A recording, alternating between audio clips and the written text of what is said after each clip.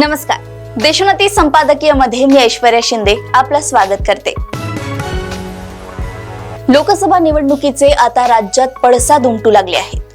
फाटाफुटीमुळे दोन गटात विभागल्या गेलेल्या राष्ट्रवादी आणि शिवसेनेच्या दोन्ही गटांनी दुसऱ्या गटातील आमदार आपल्या गटात येण्याची शक्यता वर्तवली आहे। शरद पवार गटाचे नेते रोहित पवार यांनी अजित पवार गटातील किमान 18 आमदार पुन्हा शरद पवारांकडे परततील अशी भविष्यवाणी केली आहे। सोबतच अन्य 12 आमदार भाजपात प्रवेश करणार असल्याचेही त्यांनी म्हटले आहे। त्यांचा दावा खोडून काढताना आमच्याकडचे तर कुणीच तिकडे जाणार नाही, उलट शरद पवार गटातील 3 आमदार आमच्याकडे येऊ शकतात असा प्रतिदावा अजित पवार गटाकडून करण्यात आलाय। शिवसेनेतही असेच दावे केले जात आहेत। शिंदे गटातील 6 ते 7 आमदार उद्धव ठाकरेंकडे येण्याची शक्यता असल्याचे बोललं जात आहे, परंतु शिंदेंनी मात्र आमचा एकही आमदार कुठे जाणार नाही, उलट ठाकरे गटातील काही आमदार इकडे येऊ शकतात असे म्हटले। अवघ्या काही महिन्यांवर असलेल्या विधानसभा निवडणुकीच्या पृष्ठभूमीवर या दाव्या प्रतिदाव्यांना जोर चढत असल्याचे दिसतंय। लोकसभा निवडणुकीतील कौल पाहता यावेळी विधानसभा निवडणूक प्रचंड चुरशीची होण्याची शक्यता वर्तवली जात आहे। मतदार लोकसभा आणि विधानसभा निवडणुकीत सारखाच विचार करत नाहीत। दिल्लीच्या उदाहरणावरून हे पुन्हा एकदा स्पष्ट झालंय।